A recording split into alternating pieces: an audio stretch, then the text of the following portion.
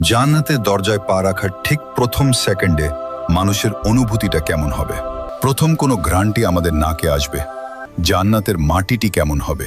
সেখানে কি আমরা আমাদের প্রিয়জনদের খুঁজে পাব, নাকি সবাই অচেনা হয়ে যাবে? অনন্তকাল বা ইটার্নাল লাইফ কি একঘেয়েমি তৈরি করবে না? প্রতিদিন একই সুখ ভোগ করতে করতে আমরা কি ক্লান্ত হয়ে যাব না? জান্নাতের সবচেয়ে বড় সারপ্রাইজ কি? এমন কি আছে যা দেখে নবী রাসূলরাও স্তব্ধ হয়ে যাবেন? আজ আমরা যাত্রা করব সেই রহস্যময় এবং চিরস্থায়ী আবাসের দিকে, যার বর্ণনা দিতে গিয়ে মহান স্রষ্টা বলেছেন, সেখানে এমন কিছু আছে যা কোনো চোখ দেখেনি, কোনো কান শুনেনি এবং কোনো মানুষের অন্তর কখনো কল্পনাও করতে পারেনি। সহিহ বুখারী 4779। জান্নাতের প্রবেশদ্বার কল্পনা করুন। আপনি মাত্রই বিচার দিবসের ভয়াবহতা থেকে মুক্তি পেয়েছেন। আপনার আমলনামা ডান হাতে। আপনার সামনে এখন জান্নাতের দরজা।